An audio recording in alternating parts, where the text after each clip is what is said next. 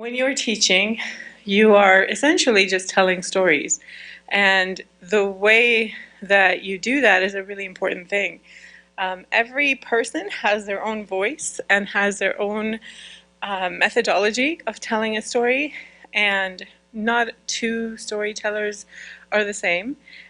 But storytelling is an absolute crucial part of becoming a teacher or being in front of any kind of audience. If you've ever experienced, being an audience member, you know that sometimes you'll go into a conference or a classroom, and within 5 minutes you're ready to fall asleep. And it's just, you can't keep your eyes open, you can't stay focused, you have a really hard time following what the teacher is telling, and you're kind of in and out constantly, right? But then you also go to certain classes where you're just absolutely enthralled and you don't even know how 3 hours went by and you were just sitting there still completely absorbing everything that the teacher was telling you. And oftentimes we don't really pay attention to this because we're very absorbed in it, but we don't understand what made that person really interesting. One of the key elements that I want to point out is that that person probably knows how to tell stories and how to weave stories into the teaching. All of our shiyukh, if I talk about Sheikh Hamza, for example, all of the tangents that he goes into and the little anecdotes and stories that he tells you in the middle of all the teaching that he does is basically what grasps your attention and gives you examples of how to hold on to things. So that's a really important thing. Alhamdulillah, I've been, I don't know, for those of you that don't know me, I think we can do some kind of brief introductions really quickly so that I can know all of you and what you're teaching, inshallah. And then, I'd like to tell you a little bit about myself as well. My name is Homaira Wassel. I've been in the field of education for over 21 years now. I've been a principal at 2 Islamic schools, Northstar, and now I'm a principal at Peace Terrace Academy. I do a lot of teacher trainings. I do a lot of staff development for our own teachers, alhamdulillah. And I can just tell you that, teaching is an incredible journey, and that you as teachers, whether it's your first time or your 20th year, every single time that you're in front of a classroom, you're also learning. And that the best way to teach something is to learn.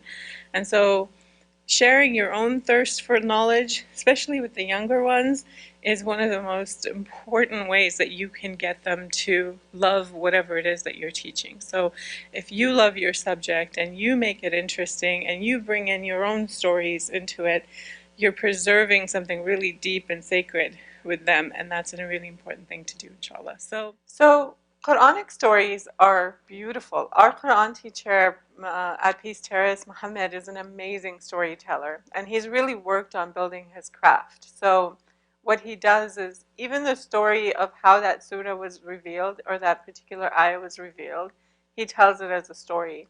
So sometimes stories are really long, right? And it can be really overwhelming to tell them at one time. So long stories, you can actually break them down in portions. And what happens is the kids really look forward to the next day. Oh my goodness, as soon as you walk in, they'll be begging you, please finish that story. And then you say, well, if we all get our work done and we memorize all of our things that we need to memorize, then I'll definitely tell the rest of that story. And you just get them to focus by them doing that. I had a really rowdy class once when I was teaching 4th graders. Oh my gosh, those 8-year-olds are bad hats. And so what I did was I started learning Hoja's stories, the Juha stories. I don't know if you guys have ever heard of him. So Hoja or Juha is told a lot in Afghanistan, in Turkey, in Persia. And he's just this funny, comical guy, and all of his stories have amazing meanings, but it's very, very funny. And so I started learning a story a day. And so I began by telling them, and they just looked forward to that story time so much that I would get them to do everything and saved it for the last half hour of the day. And then it was just magical. The class transformed because of those stories. So with younger kids, don't just feel, again, that because you're teaching Quran or because you're teaching Arabic, that it has to be Islamic in content. Because a lot of stories have moral meanings, and um, they have, you know, lots of all of those things that we're kind of looking at, right? They have an impact on the hearts of the children. And so when you're telling a story, you're looking to change behavior, and you're looking to build bonds. And so it really helps sometimes, even if they're not necessarily religious, to tell them. But Quran, I mean, the Quran is full of stories, right? The Quran is pretty much all stories. And so it's really important to know those stories and be able to tell them well, especially when you're teaching kids. So, you know, oftentimes teachers will say, well, this ayah was revealed in Mecca and to the Prophet ﷺ at this time, and they're reading it off of something, you know.